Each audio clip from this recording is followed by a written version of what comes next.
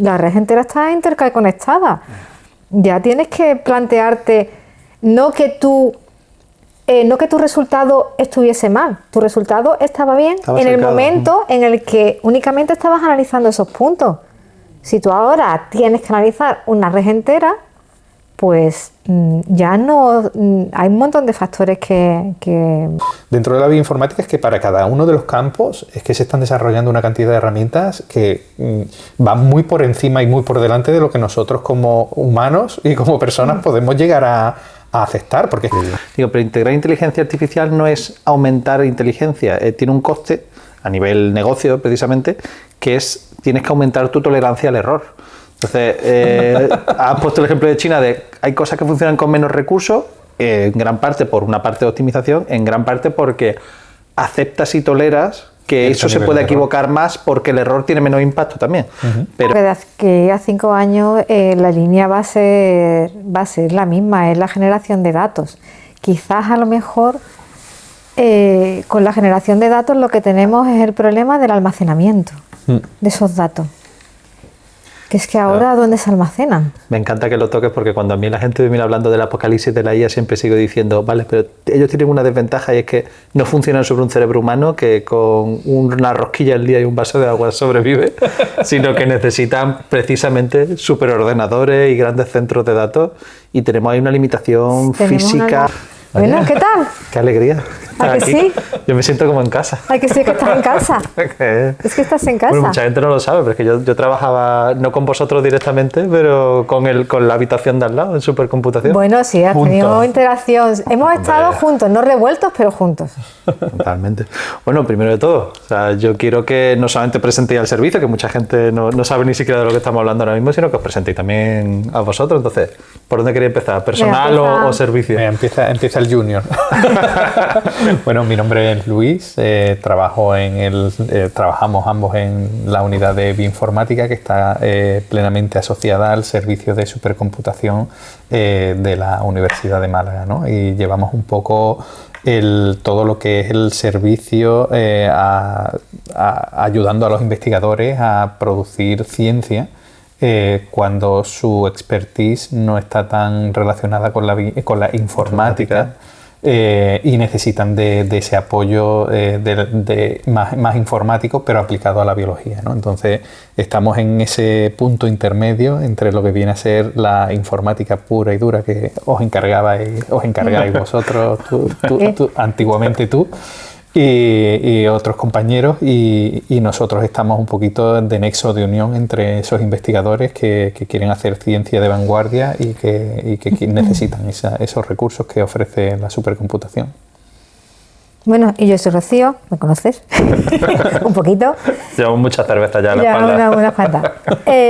Y bueno, estoy con mi compañero Luis, él no lo ha dicho, pero él es doctor de formación en virología y yo soy doctora de formación en biología molecular y bioquímica.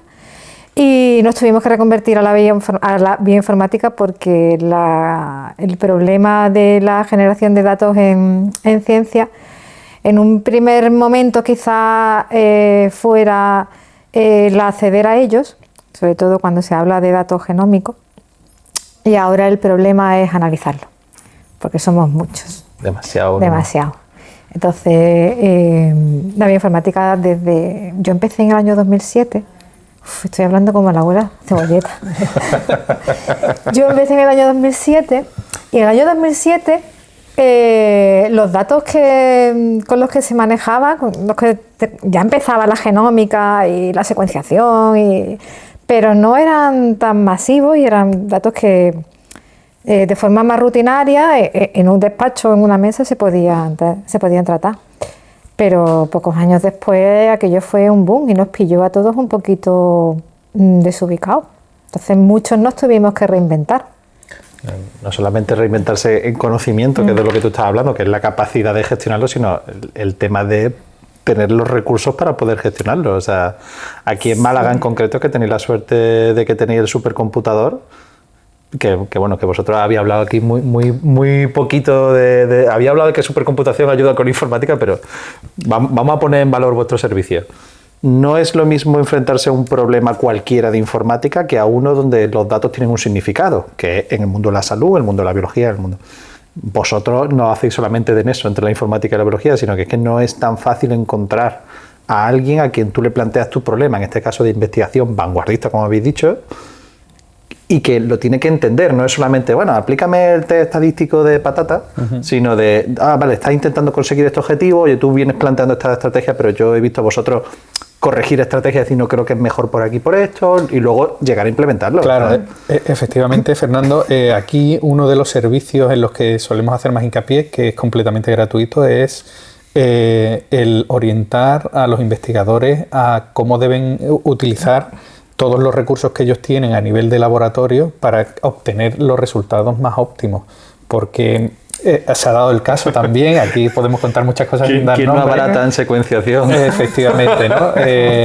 Pero claro, nosotros preferimos orientar desde un inicio a todos esos investigadores para que llegue a buen puerto la investigación y no encontrarnos con que un investigador ha considerado que lo óptimo era un diseño experimental que luego no sirve para obtener los resultados que ellos buscan, ¿no? Entonces, al final, para ellos también es un ahorro de tiempo y dinero y quiera que no, nosotros, como Rocío ha dicho antes, somos investigadores, venimos de la investigación del laboratorio húmedo que se llama, ¿no? Venimos de pelearnos con todos esos distintos sistemas experimentales y tenemos mucho conocimiento acerca de eso. Quizá de lo que pequemos un poquito menos o de lo que nos hemos tenido que formar más a lo largo del tiempo es más del tema informático, ¿no? Que ha sido un poco más por necesidad, que al final nos hemos dedicado a esto y nos hemos formado en esto, pero nuestra formación original es estar en un laboratorio diseñando experimentos, viendo cuál es el mejor proceso para llegar a unos resultados acordes. Entonces,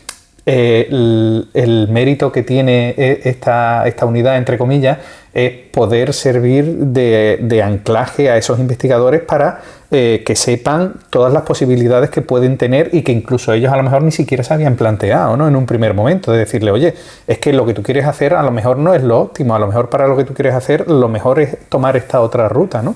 Incluso nos llaman muchas veces para poder apoyar proyectos de investigación, para poder solicitarlos y demás, porque, como bien decías antes, aquí tenemos la gran suerte de tener a Picasso, que es actualmente, hasta que nos digan lo contrario, que será pronto, el segundo ordenador más potente que pertenece a la red española de supercomputación, ¿no? Que es una red donde hay, creo que 12 nodos distintos distribuidos por toda España, en el que el principal, sin duda, es Barcelona, el Mare Nostrum de Barcelona, que es 10 veces más grande que este, para que se hagan los espectadores un poco de idea de lo grande que es Mare Nostrum, ¿no? Pero aquí está el segundo nodo más importante de esa red española de supercomputación, ¿no?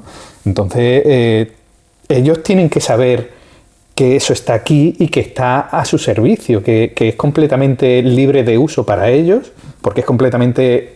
No es gratuito porque al final lo pagamos todos los españoles. Tiene su coste. Además que no es un coste banal. Efectivamente, además en energía es una millonada lo que se gasta al cabo del año. Y en actualizaciones. En actualizaciones y en todo. En personal un poquito. En personal a lo mejor está más justo. Pero Picasso se actualiza cada 6 meses prácticamente.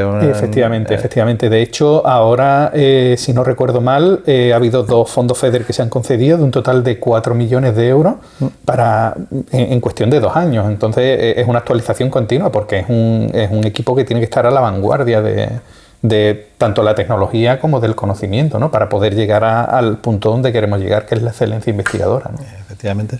De hecho, una vez más, vosotros no lo vais a decir, pero ya lo digo yo, tenéis... los investigadores tenéis la suerte de tener este equipo aquí porque no son personas normales, son personas que de forma natural han acabado aprendiendo informática. Vosotros estáis hablando como que por obligación, pero es que vuestra mente es muy curiosa. De hecho, vamos, me queréis quitar esto aquí de la mesa, pero aquí hay un montón de cosas de impresión 3D. Yo todavía me acuerdo cuando AlphaFold, el paper estaba calentito, recién publicado, y tú ya lo estabas comentando en la cerveza del viernes de, es que lo habéis visto, que no sé qué, sois personas que estáis a la vanguardia, que además este servicio, igual que el de supercomputación, tiene esa cosa bonita, que es que tocáis tantos proyectos diferentes que no te permite tener la cabeza cerrada, tienes que ser una persona de mente abierta, al final sabes de todo. Claro, y en relación a eso, lo que él nos ha comentado es que además de, claro, lo de ayudar a el abanico de investigación que se puede dar implica que tú tengas que conocer los modelos en los que se basa, porque no es únicamente analizar datos, porque los datos se van a comportar de una forma u otra en función del modelo experimental. Y lo bueno que tenemos nosotros, bueno, lo bueno, yo creo que nos ha costado lo suyo. Rocío, vamos a tirarnos flores. Que venimos de distintos campos del conocimiento de la biología y él tiene su visión y su conocimiento de los modelos experimentales que controla de los que vamos a aprender, porque además, como los modelos experimentales están interconectados unos con otros, al final no te queda más remedio que aprender de todo. Y yo tengo otro tipo de modelos de conocimiento, y entonces la cuestión no es que el investigador venga con un problema, tenga en su mente cómo resolver ese problema generando una serie de datos, sino es que tiene que adaptar la generación de datos a su modelo experimental. Y otra cosa, siguiendo echándonos flores, otra cosa es que nosotros, la experiencia que tenemos es tan amplia por suerte, porque al final si te enfrentas a muchos problemas una y otra vez y acabas solucionándolo, eso al final es conocimiento adquirido que no se aprende en ningún sitio. Y los que no solucionas tampoco, porque muchas veces la gente no habla del decir, hemos intentado esto y ya hemos visto que no funciona. Que no funciona, los dos, cierto, los dos. Eso no se aprende en ningún libro. Eso pegándote torta. Eso se aprende con la experiencia. Llegan con una idea experimental, con un proyecto y aquí, como nosotros somos unos frikis de todo, pues le abrimos la mente y decimos, oye, ¿no se te ha ocurrido pensar que puedes hacer esto? Y ya, oye, ya que, házmelo. Ya que, claro. ya que claro, los proyectos son... Aquí, hablando, porque no podemos olvidar que esto no deja de ser un servicio que tiene cierto coste el hacer ese tipo de análisis, ¿no? Entonces, aquí tenemos un gran problema, Fernando, que es el competir con empresas privadas que ofrecen cosas similares a un coste muy bajo. Pero claro, nosotros aquí lo que queremos poner siempre en primer lugar es al investigador y al hablar de tú a tú, digamos, ¿no? El poder sentarte con él, ver cuál es su problemática, intentar solucionársela. Eso es algo que las grandes empresas no suelen aportar a este tipo de analíticas, ¿no? Tú cuando mandas a secuenciar y pides un análisis bioinformático básico de esos experimentos, ellos prácticamente tienen su flujo de trabajo optimizado, le dan un botón y tal y como sale, ni miran los resultados, te lo envían y tú ya como investigador trabajas en ello. Nosotros intentamos que eso no sea así. Nosotros nos sentamos con ellos, lo único que le pedimos es una secuenciación y qué tipo de resultados quieren obtener y a partir de ahí empezamos a darle resultados a ellos para ver y orientar hacia dónde quieren ir con ese tipo de resultados que quieren obtener. Es decir, hacemos un primer batch de resultados, le entregamos un primer pool de resultados y a partir de ahí nos dicen, oye, mira, pero esto se me queda corto o esto no lo necesito o esto sí. Y entonces, al final...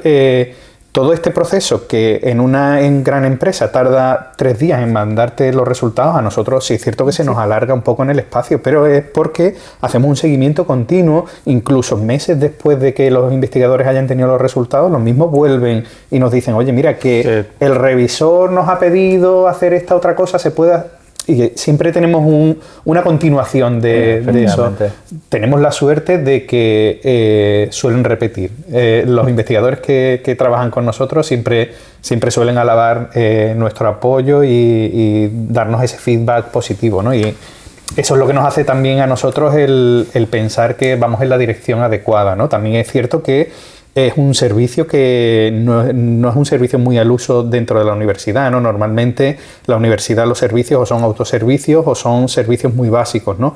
Esto nosotros, la filosofía de este servicio es un poco lo que te he estado comentando, ¿no? Estar un poco más encima del investigador y ir con él guiándolo hacia el resultado final que quiere obtener, ¿no? Es algo muy diferente que hay que alabar también a la universidad en ese sentido, que nos permita esa flexibilidad dentro de las posibilidades, ¿no? Totalmente. Vamos, has tocado 2 cosas, que son yo que represento a la parte de esa empresa privada, que primero, en el mundo salud, ya lo he querido comentar antes, no es solamente saber la técnica, es también entender el significado del dato y el objetivo hacia el que está intentando llegar. Vosotros sabéis gestionar eso las empresas privadas no es que no sepan gestionarlo, pero es verdad que tienen muy automatizado el proceso y como que da igual, simplemente tú me has contratado un servicio y así te lo doy. Y es por el volumen también de trabajo que Hombre, tienen. para poder bajar precio lo que tenemos que hacer es coger a más usuarios o subir precio y dar esa atención personalizada, porque al final yo como profesional también tengo que limitar el número de horas que te puedo dedicar, entonces... no por nada, sino porque no tengo ese respaldo institucional. Claro, aquí tenemos la suerte de, al ser un servicio público, esto no pretende ser rentable. Efectivamente, se debe solucionar problemas de investigación. Efectivamente, pretende hacer investigación y crear resultados. Pero es que yo creo que la palabra clave es la investigación. Es que esa es la cosa, que soy un servicio centrado no en la producción, no en la productividad, sino en resolver problemas de investigación. Sí. Igual que la asistencia de Picasso, como ya lo habéis nombrado, o sea... Una entidad privada no tiene acceso a tanta capacidad de cómputo. O sea, yo te puedo secuenciar un genoma, pero luego lo que voy a tardar en procesarlo va a ser probablemente más, o voy a ir a tiro hecho a ciertas cosas, porque la capacidad de cómputo disponible no es la misma. O sea, es muy cara. Si no, ahora mismo estamos justo con el problema de la memoria RAM a nivel mundial. Tener un ordenador de repente ya se ha vuelto caro. ¿Vale? Sí, tener un supercomputador ya es otro tema totalmente diferente. Entonces, bueno, pues los investigadores, ya aprovecho de terminar de hacer la promoción, cualquier persona que sea investigadora puede contratar este servicio. Si encima eres de la Universidad de Málaga o cualquier cosa asociada, las facilidades ya son infinitas prácticamente. Bueno, no somos infinitas, ¿eh? No, son personas que tienen su horario laboral también. Y una vida. Pero quiero decir que la gente no es consciente de que por ser de la Universidad de Málaga o por trabajar con IBIMA, que tienen sus convenios directamente con la Universidad de Málaga, tiene acceso a vosotros, tiene acceso a Picasso con unas restricciones muy laxas, con un coste prácticamente cero en la mayoría de los casos, porque está cubierto ya en los propios gastos entre ambas entidades. Correcto. Y si eres externo, bueno, yo es que me inflo de hablar de la Red Española de Supercomputación, que para eso pertenecía a ella. Es decir, oye, que es que tú pides horas y si tu estudio las merece, se las van a dar y no va a tener coste para ti, aunque tenga un coste real detrás. Correcto. Sí, bueno, pero que tengan en cuenta los espectadores que los de la Red Española de Supercomputación te ofrecen la infraestructura para que tú trabajes, efectivamente. Si no te dan o sea, luego surgen servicios alrededor como el vuestro, que es un servicio que ayuda al investigador a poder decir, vale, tiene hora de computación, pero no tienen ni idea de utilizar un supercomputador. Pero es que eso no es poco. No, eso no te quiero decir el precio por hora que yo cobraría por eso, pero vale muy caro, porque es un conocimiento experto. Sí, es lo de tener una red que te funcione bien, que esté bien, que tenga bien los engranajes, que no falla a la hora de que los programas corran bien en su arquitectura, que te sepan resolver si tienes problemas informáticos en sí de base, de gestión de recursos, yo creo que eso no está pagado. No tiene precio. Claro, no.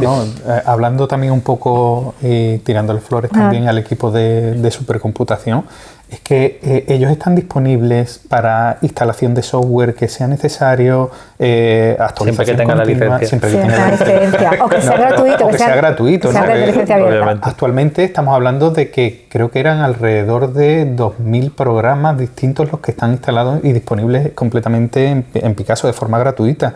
Entonces, eso requiere un esfuerzo por parte del equipo de supercomputación de mantenerlo actualizado, bases de datos. Es que es un trabajo enorme y que no solo hay que poner en valor, sino que hay que dar a conocer de que esas herramientas están disponibles para todo el sistema de investigación español, ¿no? Tanto a través de la universidad como a través de la Red Española de Supercomputación. Y además, que no se piense en las empresas privadas que esto es un coto cerrado para ellos. La universidad tiene convenios también con empresas. Efectivamente, con empresas privadas se pueden hacer ciertos convenios a través de la universidad y también disponer de... De hecho, dentro de este mismo edificio están conviviendo empresas privadas que han hecho convenios con la universidad. Correcto. Y nosotros tenemos directamente contrato de transferencia con empresas privadas, que no es algo que no se haga. No, de hecho, al final el objetivo final de cualquier investigación es que se acabe transfiriendo, en este caso al tejido empresarial, que es que lo transfiera al final al ciudadano, pero que se transfiera el conocimiento de lo académico a lo práctico. Sí, para eso está la OTRE, que es la Oficina de Transferencia de Información, ¿no? Sí. Cruzando literalmente el charco. Ahí está, cruzando el charco, está ahí detrás. Enfrente al otro lado de la ventana. Sí, y sí que tenemos contratos OTRE con con empresas y vienen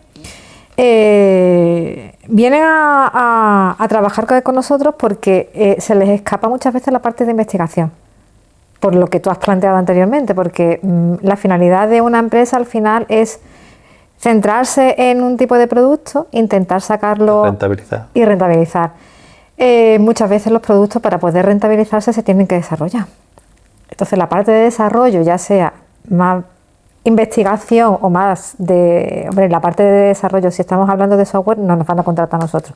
Pero si estamos hablando de exprimir datos, sí que nos han contratado a nosotros. Porque se les escapa, y yo entiendo que se les escape. Porque no es su fin. Su fin es tener un producto final. Y que tú lo has nombrado también antes, hay conocimiento que solamente vas a adquirir pegándote de tortas contra él. O sea, ese no, ni siquiera es académico de que está en un libro. Hasta que no te has enfrentado a ese problema no lo has vivido. Es que la experiencia es un grado, ¿eh? Totalmente. Sí, ya vamos teniendo algo de experiencia. Sí, yo creo que vamos cumpliendo años ya. Así estamos los querubines ya que no sabemos nada.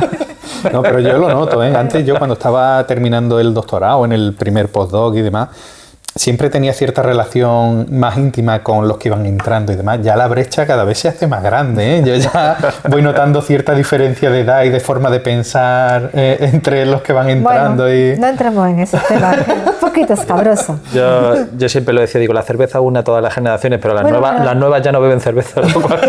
Como sociedad nos estamos yendo al carajo. Pero bueno, ya hemos hablado un poco del servicio, hemos hablado de vosotros, de la capacidad de conocimiento que hay aquí y cómo se puede aplicar, que eso no está en todos los sitios. Pero ahora yo quiero hablar un poco más quiero que habléis vosotros de lo que es el día a día. Vosotros no solamente sabéis, sino que programáis. Habéis empezado hablando como que me he visto obligado a programar. Bueno, al final ha sido una obligación. Es que ha sido una necesidad profesional. Sí, ha sido. Es decir, había un problema y había que resolverlo. Efectivamente. Y no había herramientas. Pues entonces con las que hay. Ahora, claro, eso tiene que ver mucho con el campo investigador y con tu capacidad de motivación. Es decir, si estás motivado y quieres resolver el problema, se resuelve. Si se puede. Si no se puede, no. Yo evidentemente. Os he visto hacer desarrollos propios para resolver problemas que quien lo ha planteado estaba un poco loco, pero aún así lo habéis sacado para adelante. Y ya está, y al final se hace. ¿Y qué conseguimos con eso? Bueno, pues conseguimos, para empezar, autorreconocimiento y que adquiramos experiencia que difícilmente se puede adquirir de otra forma. Y luego genera una serie de herramientas que para nosotros luego en el día a día vosotros vais automatizando nos ayuda mucho procesos. Porque nos ayuda a automatizar los procesos, nos ayuda a buscar, no te voy a decir errores, pero sí puntos negros dentro de un set de datos que tenemos sospecha de que, oye, esto me ha pasado en otro sitio. Claro, esto ya lo he vivido yo antes. Ya lo he vivido yo antes. Claro, yo tengo un déjà vu. Para nosotros es muy importante, perdona Rocío, para nosotros es muy importante que todos los procesos que hagamos a la hora de analizar los datos no se conviertan ninguna parte intermedia en una caja negra, que no sepamos lo que ocurre, ¿sabes? Que sepamos el input y el output, pero no lo que ocurre en medio. Para nosotros es muy importante saber cómo es ese conocimiento, cómo es esa transferencia de información desde el dato original al resultado, ¿no? Entonces nos fuerza mucho a entender mucho de estadística, nos fuerza mucho a entender de matemática, de biología, por supuesto, de informática. Son muchos campos al final los que tenemos que ir agrupando para saber que lo que estamos haciendo va en la vía correcta, que no quita que cometamos errores, que cometemos como todos. Todos somos humanos. Somos humanos. Pero siempre intentamos, aunque automaticemos mucho los servicios que ofrecemos, los básicos, sí es cierto que estamos en continua actualización de esos servicios, porque siempre estamos muy pendientes de qué nuevo software ha salido que pueda mejorar, ya no solo mejorar el resultado en sí, sino que al final hay que entender el Picasso como algo que cuando tú lo estás usando y acaparando ciertos recursos, hay otro investigador que no puede acceder a esa parte.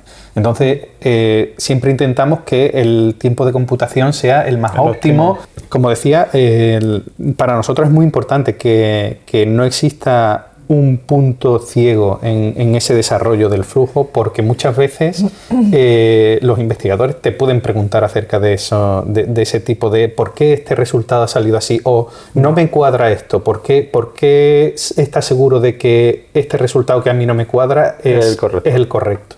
Entonces nosotros siempre tenemos que tener mucho cuidado a la hora de dar un paso, de estar seguro de que ese paso se da, y eso se hace mediante una continua actualización y profundizar de forma continua haciendo cursos. O sea, esto no es pararse para dar un servicio, sino para nosotros es una formación continua también, ¿no? Y en ese punto también ofrecemos, tenemos la suerte de poder disponer de tiempo para poder ofrecer distintos cursos también que se dan de iniciación a la bioinformática y demás, porque eso a nosotros ya no se trata de algo que dé rédito económico, sino que es una forma también de trasladar todo lo que la sociedad mediante los impuestos nos paga a nosotros como sueldo. Exactamente, se trata de una transferencia de conocimiento, y al final la bioinformática es algo muy nuevo que tiene apenas 20 años de existencia, que todavía necesita seguir formando a profesionales. Es una carrera totalmente emergente. Bueno, tú al final tú muy específicamente te has dedicado a eso, pero la mayoría de los más senior, entre comillas, no venimos de una carrera de bioinformática. No es que no existía. Por eso, que es algo que... Fue algo reactivo. Exactamente. De hecho, no existe, hasta donde yo sé, no existe máster, pero no carrera. Bueno, carrera la mía, Ingeniería de la Salud. Sí, pero Ingeniería de la Salud pero no es bioinformática tal cual. Tal cual no existe. Sí, porque quiere tocar también la rama de prostética y de tal, entonces mete ahí temas industriales, si no sería puramente informática, bueno, pero sí. Y al hilo de lo que él comenta de los cursos de formación que ofrecemos a través de la Fundación de la Universidad de Málaga,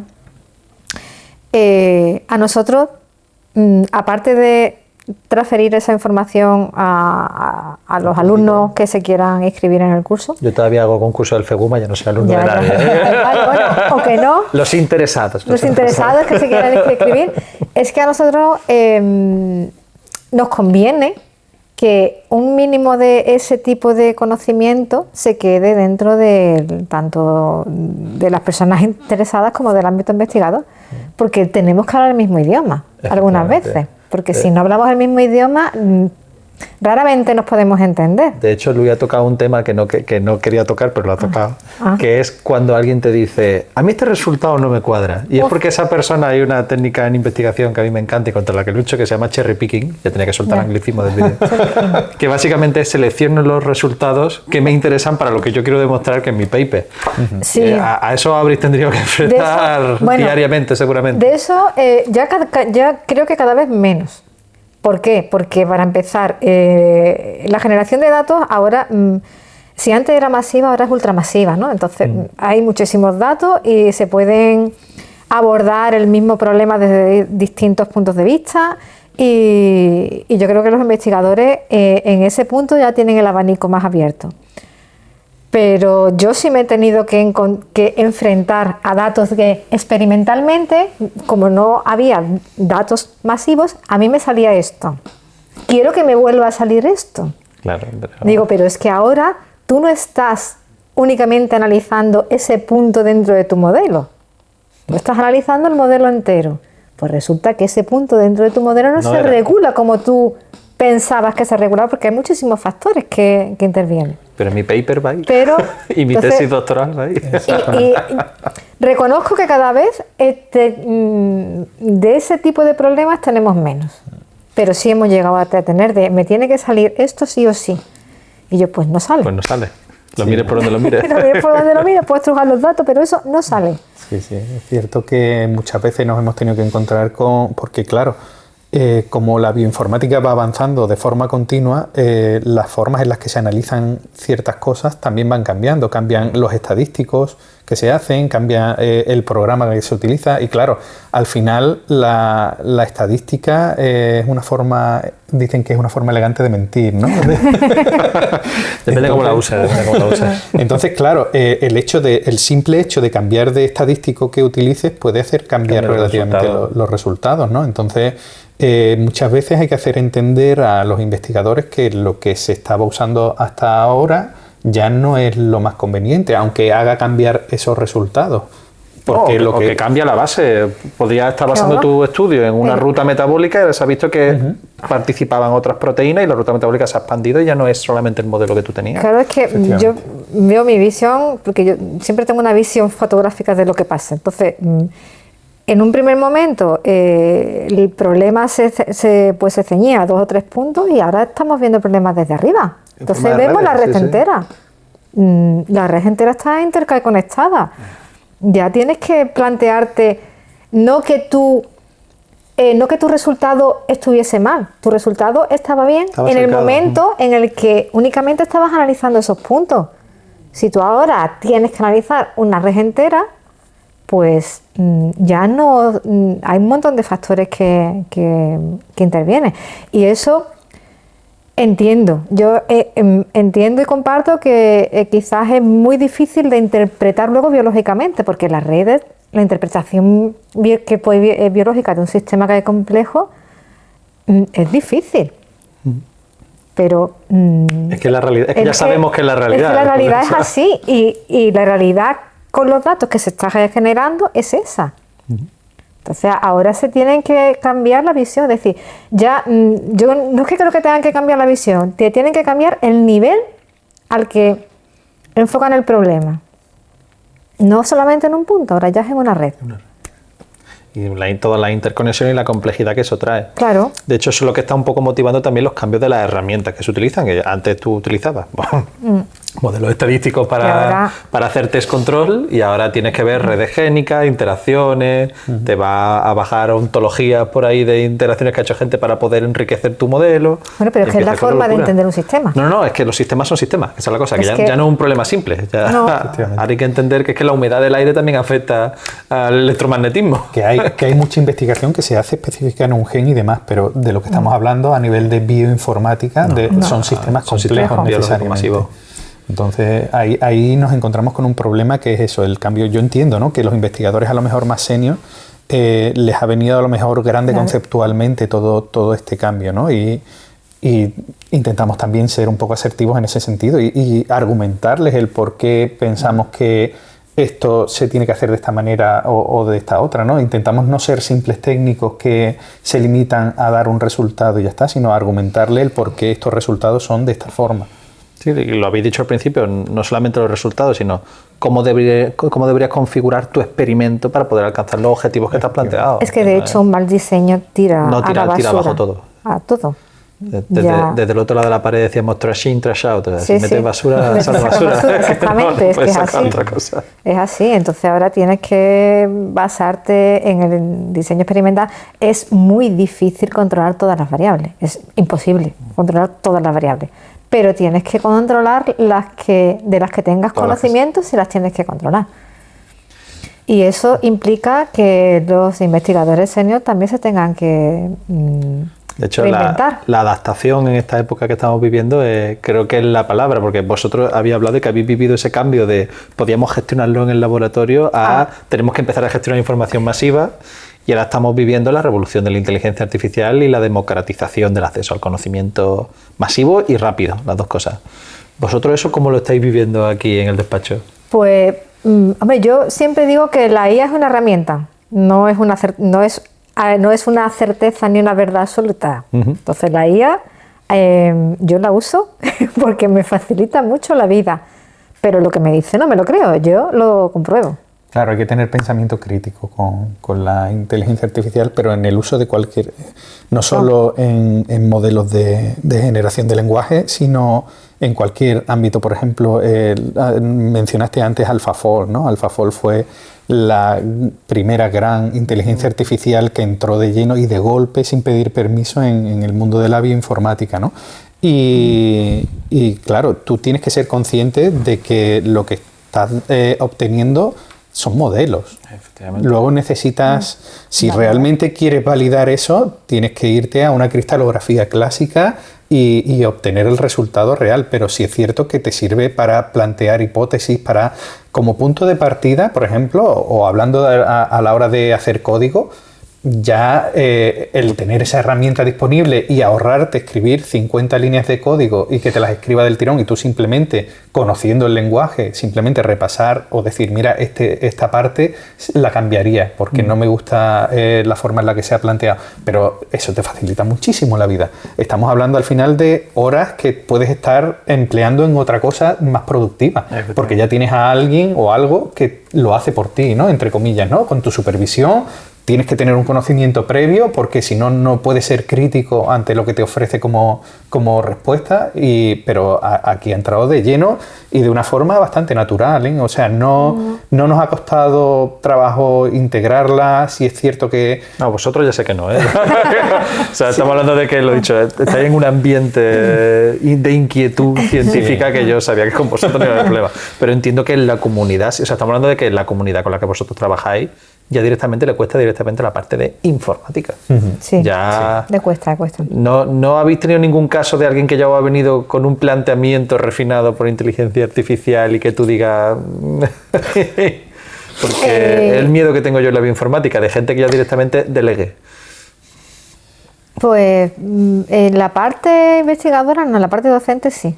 Exacto, eso te iba a decir. En la parte estudiantes, por favor. Se nota mucho, ¿vale? Cuando viene con ChatGPT sobre y todo, cosas así. si no recortáis, ¿en qué te puedo ayudar? ¿Te ha gustado? ¿Quieres que te ayude con la siguiente? ¿Te lo completo? Sí. Por favor, un poco de repaso y crítica y de lectura. Sí. Sí, pero en la parte de datos, yo personalmente todavía no me he encontrado nada. No recuerdo nada. Sí es cierto que sí te plantean cosas de decir, oye, mira, que yo he estado consultando a inteligencias artificiales y demás y me plantean que esta es la mejor forma de orientar. Entonces tú ya ahí le puedes dar la razón o no, pero nada así de momento. Todavía no hemos notado esa irrupción como miedo, ¿no? Algo temeroso. La verdad que está siendo un... Es que quizás ellos ni siquiera se atreven a enfrentarse a los datos. Entonces yo creo que como no te enfrentas, aún no.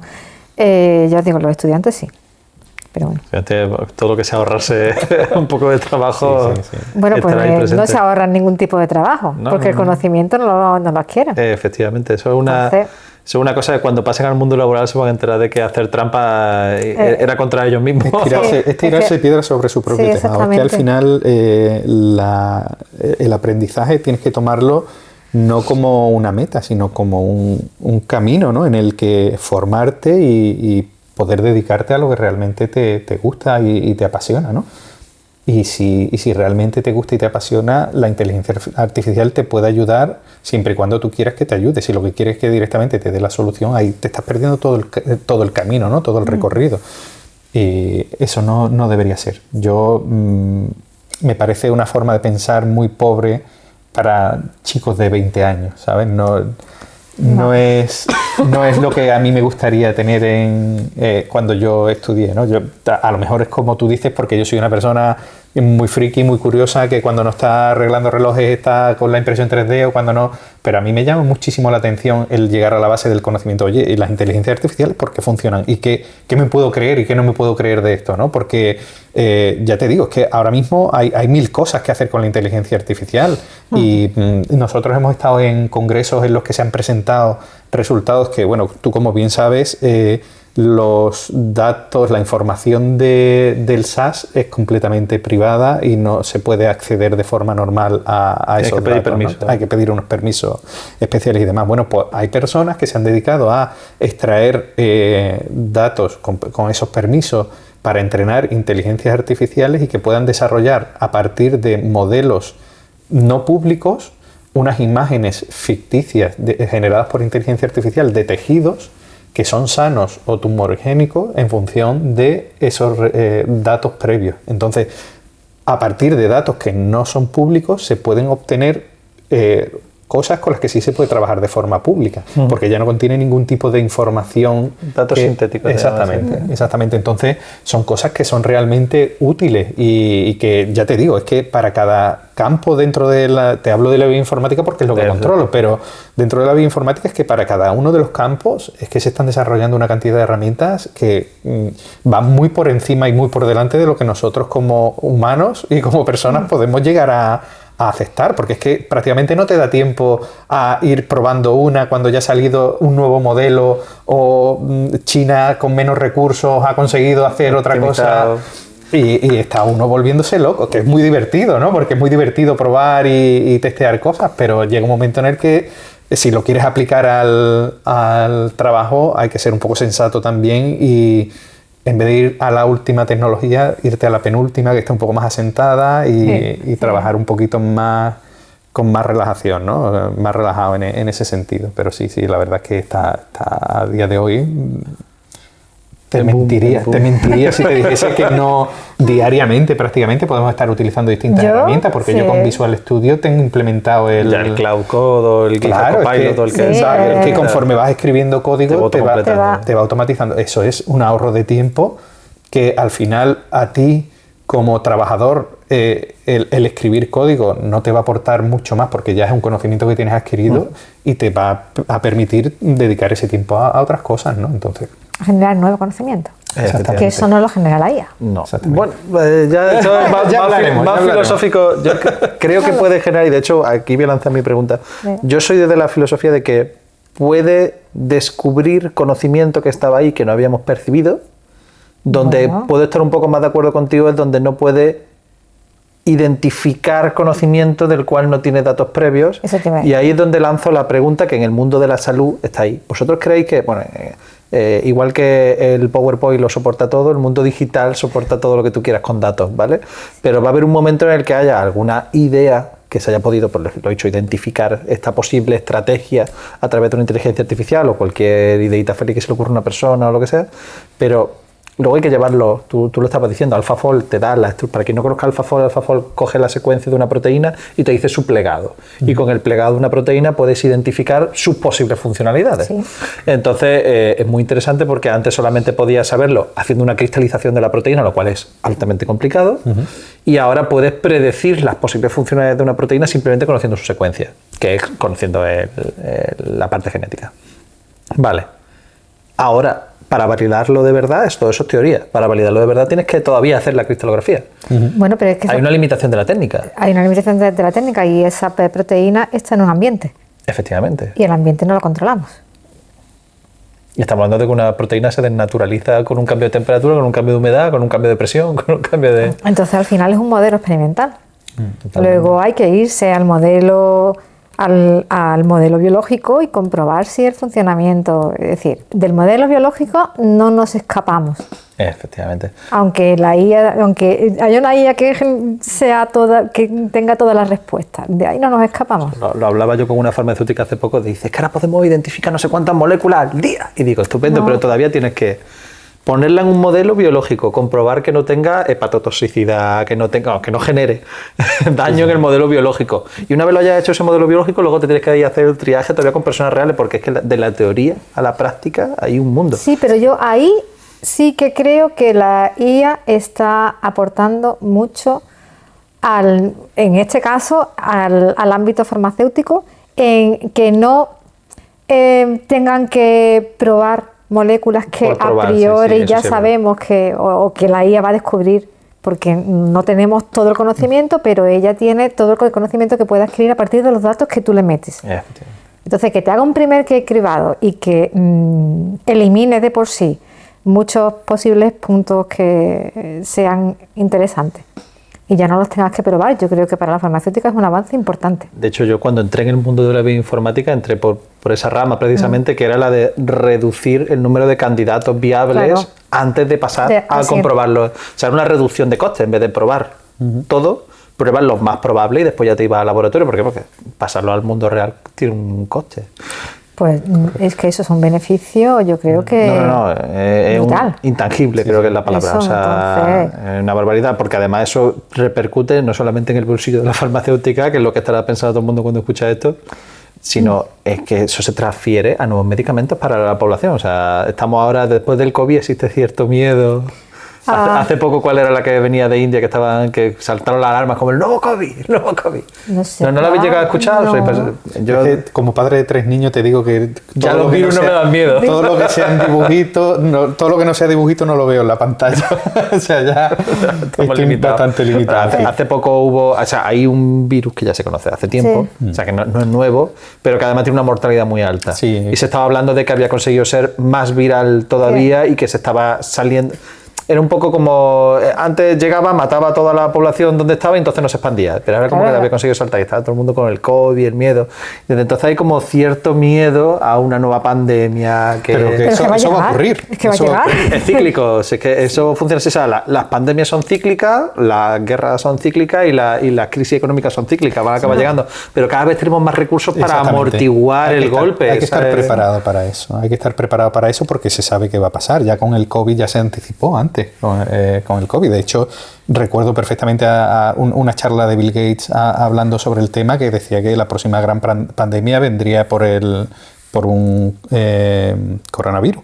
Y efectivamente, ¿no? Así terminó siendo. O sea, tenemos ciertos conocimientos que nos hacen predecir que además esa interacción cada vez mayor que hay entre el humano y esos vectores que antes no entraban en contacto, como podía ser un murciélago o otros animales salvajes en los que no tenían ningún tipo de contacto con el humano, ahora con la desertización que se está produciendo, sobre todo en zonas de China y demás. Animal se acerca a la población. Claro, inevitablemente en zonas menos salubres y demás, esa interacción y esa zoonosis que se llama, que es el trasvase de esos virus a los humanos, se va a hacer cada vez más frecuente.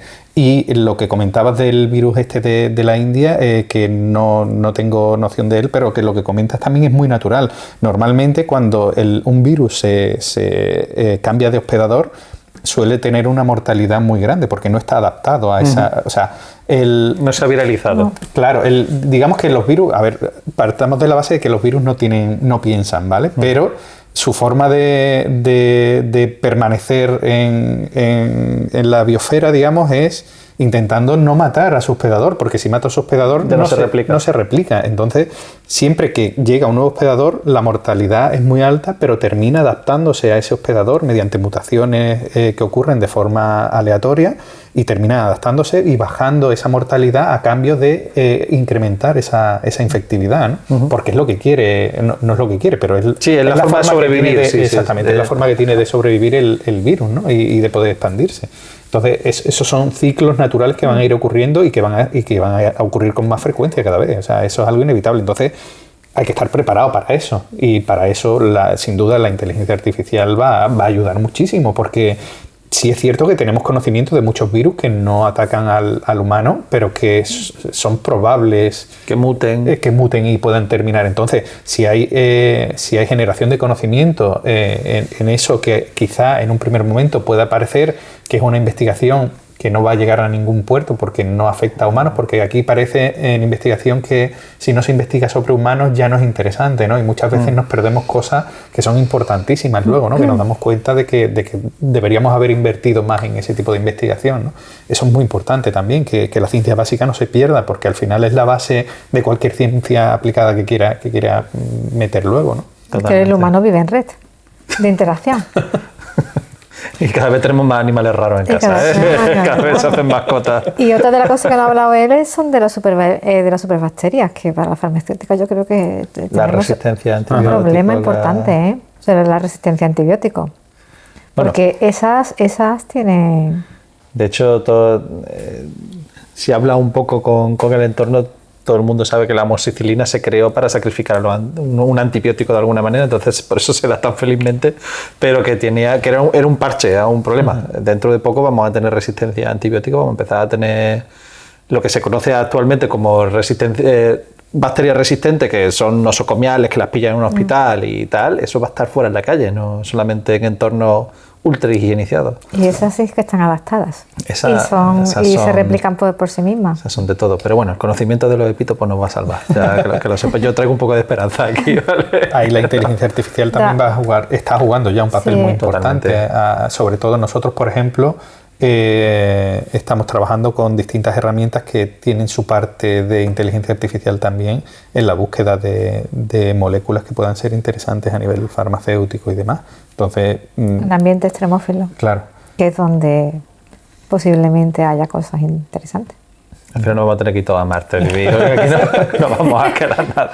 Pero sí, la inteligencia artificial. Y me ha gustado un comentario que has hecho antes de que tú piensas que la inteligencia artificial sí puede sacar a la luz esos conocimientos ocultos que estaban ahí, pero que nadie había llegado a ese punto, ¿no? Estoy muy de acuerdo con que es una forma que tenemos ahora, este desarrollo de inteligencia artificial, es de poder englobar todo el conocimiento humano y poder sacar ciertas conclusiones que sean correctas a partir de todo ese conocimiento, porque al final nosotros estamos ciertamente limitados, ¿no? No podemos tener un conocimiento tan global de todo, por muy especialista que seas en un campo. No puedes tener toda la visión. Algo se pierde siempre. Entonces, el poder crear una herramienta que sea capaz de englobar todo ese conocimiento y lanzar hipótesis que tú luego en el laboratorio compruebes de que son reales, yo creo que eso va a ser una realidad si no lo está haciendo ya. No, lo es ya. De hecho, las últimas grandes publicaciones de los grandes proveedores de inteligencia artificial son de que se han ido con investigadores a plantear hipótesis y van y demuestran que efectivamente... Sí, no me cabe duda, vamos. Entonces, bueno, ya os lanzo la última pregunta y os devuelvo vuestro tiempo. Un poco ya más filosófica, ¿qué pensáis que va a pasar de aquí a 5 años? No, ni siquiera a 20. De aquí a 5 años. Bueno, yo creo que de aquí a 5 años la línea va a ser la misma, es la generación de datos. Quizás a lo mejor con la generación de datos lo que tenemos es el problema del almacenamiento de esos datos. Que es que ahora, ¿dónde se almacenan? Me encanta que lo toques porque cuando a mí la gente me viene hablando del apocalipsis de la IA siempre sigo diciendo, vale, pero ellos tienen una desventaja y es que no funcionan sobre un cerebro humano que con una rosquilla al día y un vaso de agua sobrevive, sino que necesitan precisamente superordenadores y grandes centros de datos y tenemos ahí una limitación física brutal. Importante para la hora de... Bueno, yo cuando doy alguna charla me gusta poner una imagen que saqué de un artículo donde se comparan los datos que hay. Claro, a ver, tú para que la gente te entienda le tienes que poner una referencia que conozcan, si no es difícil que se entienda. Entonces hay una infografía en la que aparece un volumen de datos que hay en herramientas que se almacenan en herramientas como X, había una figura con un volumen, otro volumen de datos que se almacenan en herramientas como YouTube y la figura aumentaba de volumen, y ahora el volumen de datos que se almacena en genómica, en genes, y la bola era enorme. Entonces, claro, cuando lo comparas así de forma infográfica, la gente dice, ostras, es que esto es importante.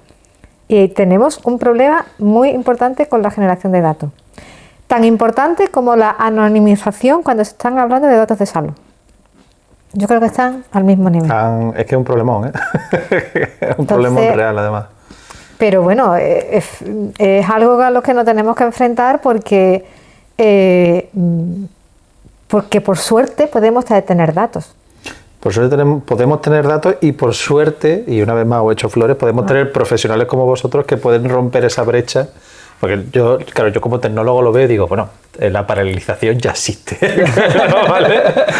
Entonces, pues cojo un ordenador más grande y rompo el problema en más cachitos. Pero que eso no es tan fácil. O sea, vosotros que programáis ese tipo de problemas, sabéis que no es tan fácil, que luego se te rompe uno de los nodos en mitad del programa y que se te rompe tal.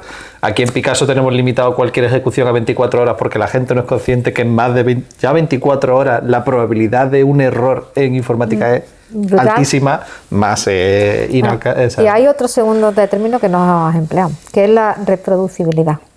Bueno. Que los datos, luego si los vuelves a analizar en otro tipo de sistema, te den el mismo tipo de resultado, porque si no es complicado que te puedas creer el resultado final. La gente que no programa, cuando escucha automatización, se piensa que no estamos ahorrando trabajo. No. Y sin embargo, el objetivo de la automatización es precisamente la reproducibilidad y el poder tirar del hilo si surge un problema y identificar dónde estaba el problema y arreglarlo. Correcto, no se trata de ahorro de tiempo. No, eso es una consecuencia de la automatización. Una maravillosa consecuencia.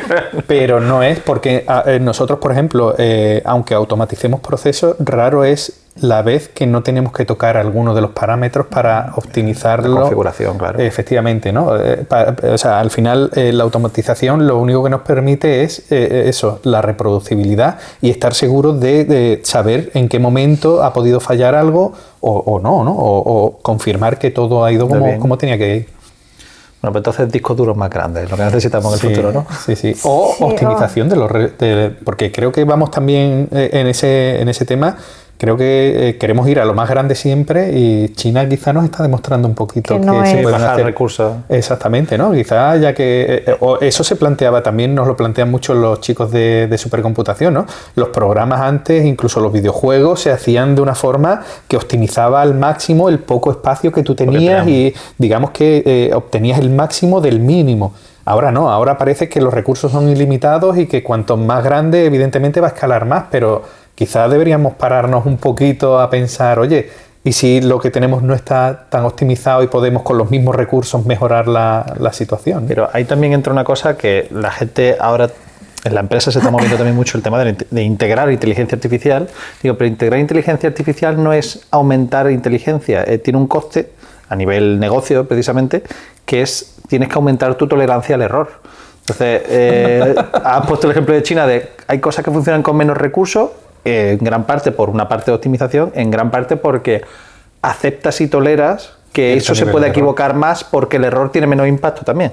Pero que no es gratis, o sea que muchas veces más grande es porque tiene que ser más grande. Estoy de acuerdo, pero que quizás estamos llegando a un punto, me refiero al uso de recursos, porque es que nos estamos quedando sin recursos, o sea, es que no es que sea una alternativa, es que creo que va a ser una necesidad. Va a ser una necesidad, inevitablemente, porque es que ya lo estamos viendo con la memoria RAM, lo vimos con las tarjetas gráficas, es que al final un ordenador se va a convertir en algo de lujo, ¿no? El tenerlo en casa. Entonces hay que ser un poco consecuentes también, ¿no? En ese sentido, ¿no? El coste-beneficio, ¿no? Que se habla siempre, ¿no?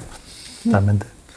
Bueno, pues no sé si queréis decirle algo a la audiencia o posibles investigadores que quieran colaborar con vosotros. Que estamos dispuestos a colaborar y a intentar ayudar a todo el que nos llame, que somos un servicio público y estamos en la Universidad de Málaga y todo lo que podamos aportar al conocimiento científico, pues lo intentaremos hacer. Y que esto ha sido una entrevista sin ningún tipo de guión ni diseño. De hecho, ha sido un poco tramposa. Aquí Rocío, cuando me ha visto entrar, dice, que hoy vamos a grabar. Nada, yo agradecerte, Fernando, que nos des esta visibilidad también. Y que es un placer estar aquí charlando contigo.